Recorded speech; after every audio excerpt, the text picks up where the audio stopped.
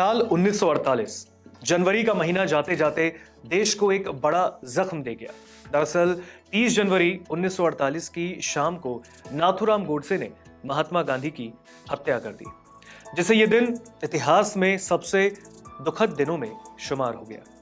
बड़ी अचरज की बात है कि अहिंसा को अपना सबसे बड़ा हथियार शस्त्र बनाकर अंग्रेजों को देश से खदेड़ने वाले महात्मा गांधी खुद हिंसा का शिकार हो गए। वो उस दिन भी रोज की तरह शाम की प्रार्थना के लिए जा रहे थे। उसी वक्त नाथूराम गोडसे ने उन्हें बहुत करीब से गोली मारी और बापू हे राम कहकर इस दुनिया से रुखसत हो गए। 30 जनवरी 1948 को नाथूराम गोडसे ने महात्मा गांधी को बेहद करीब से गोली मारी। यह घटना दिल्ली के बिरला हाउस में शाम की प्रार्थना सभा के दौरान घटित हुई। गोडसे ने महात्मा गांधी पर 3 गोलियां चलाई, एक गोली सीने में, दूसरी और तीसरी पेट में लगी। महात्मा गांधी जमीन पर गिरे और हे राम कहा। उनकी भतीजी मनु ने उनकी घड़ी देखी, जिसमें शाम के 5:17 बज रहे थे। हालांकि महात्मा गांधी को उनके ऊपर हमले का आभास पहले से था। उन पर पहला हमला 20 जनवरी 1948 को हुआ, लेकिन वो उसमें बच गए। इसके बाद के 10 दिनों में उन्होंने कई बार अपनी मृत्यु का पूर्वाभास होने की बात कही। उन्होंने न्यूज़पेपर्स, जनसभाओं और प्रार्थना सभाओं में कम से कम 14 बार इसका जिक्र किया। 21 जनवरी को महात्मा गांधी ने कहा कि अगर कोई मुझ पर बहुत पास से गोली चलाता है और मैं मुस्कुराते हुए दिल में राम नाम लेते हुए इन गोलियों का सामना करता हूं तो मैं बधाई का हकदार हूं। यह कथन उनकी मृत्यु के पूर्वाभास का एक साफ संकेत है। 29 जनवरी को महात्मा गांधी की मृत्यु से एक दिन पहले इंदिरा गांधी, कृष्णा जो कि जवाहरलाल नेहरू की बहन थी, नयनतारा पंडित, राजीव गांधी और पद्मजा नायडू उनसे मिलने बिरला हाउस पहुंचे। 30 जनवरी 1948 का वो दिन आ गया जब महात्मा गांधी अपनी दिनचर्या में व्यस्त थे। वो सुबह 3:30 बजे उठे, प्रार्थना की, शहद नींबू पानी पिया और फिर सो गए। उठने के बाद उन्होंने मालिश करवाई, अखबार पढ़ा और नाश्ता किया। उनके नाश्ते में उबली सब्जियां, बकरी का दूध और जूस शामिल था। इस बीच पुरानी दिल्ली रेलवे स्टेशन के वेटिंग रूम नंबर 6 में महात्मा गांधी की हत्या की साजिश रची जा रही थी।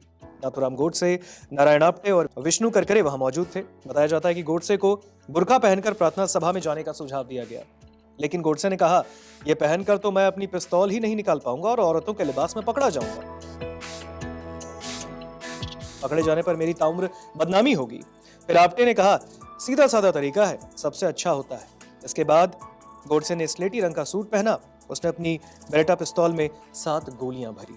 दोपहर बाद कई लोग महात्मा गांधी से मिलने आए, जिनमें शरणार्थी, कांग्रेस नेता और एक श्रीलंकाई राजनयिक अपनी बेटी के साथ शामिल थे। सरदार वल्लभ भाई पटेल भी शाम 4:30 बजे उनसे मिलने पहुंचे। इस दौरान गोडसे और उसके साथी समय बिताने के लिए वेटिंग रूम में चले गए। गोडसे को मूंगफली खाने की इच्छा हुई। आपने मूंगफली लेने गया, लेकिन उसे कहीं नहीं मिली। उसने गोडसे से कहा, काजू बादाम में काम चल जाए तो बताओ। गोडसे ने कहा, मुझे सिर्फ मूंगफली खाना है। आखिरकार आप्टे को मूंगफली मिल गई और गोडसे ने उसे खाया। नाथूराम गोडसे, नारायण आप्टे और विष्णु करकरे ने फैसला किया कि वो बिरला मंदिर जाने के बाद महात्मा गांधी को मारने के लिए बिरला हाउस जाएंगे। गोडसे पहले पहुंचा, फिर आप्टे और करकरे भी तांगा से वहां पहुंचे। आप्टे ने बाद में बताया कि उन्हें बिरला हाउस के अंदर जाने में किसी भी तरह की समस्या का सामना नहीं करना पड़ा। उन लोगों ने इसके लिए राहत की सांस भी ली। वहां मौजूद लोग किसी की तलाशी नहीं ले रहे थे। उसने आगे कहा, वहां गोडसे पहले से ही लोगों के साथ घुल मिल गया।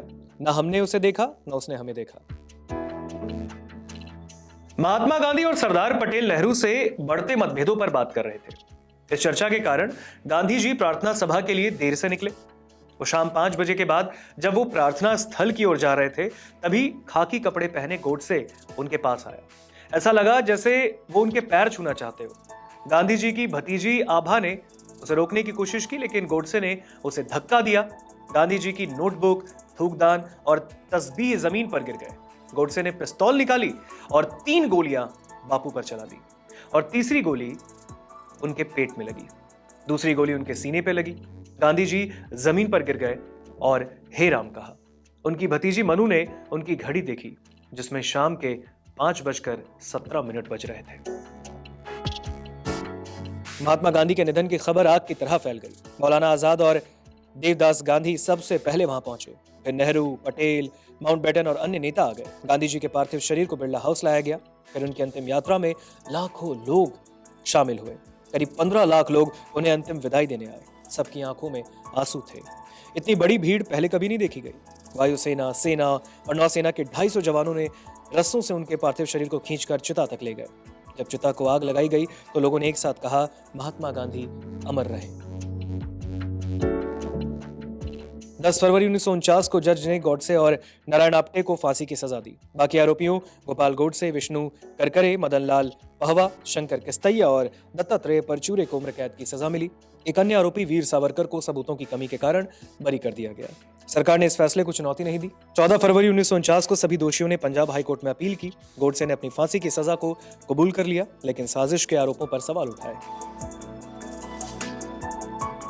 उसने अदालत में कहा कि गांधी जी की नीतियां देश के लिए हानिकारक थीं, इसलिए उनकी हत्या की गई। 15 नवंबर 1949 को नाथूराम गोडसे और नारायण आप्टे को अंबाला सेंट्रल जेल में फांसी दी गई। हालांकि दोनों के शव उनके परिजनों को सौंपे नहीं गए। सरकार ने पहले ही तय कर लिया था कि फांसी के बाद प्रशासन ही शवों का अंतिम संस्कार कर देगा, और यह भी तय था कि जनता या परिवार को इस प्रक्रिया में शामिल नहीं होने दिया जाएगा। फांसी और अंतिम संस्कार के दौरान बेहद सख्ती बरती गई थी।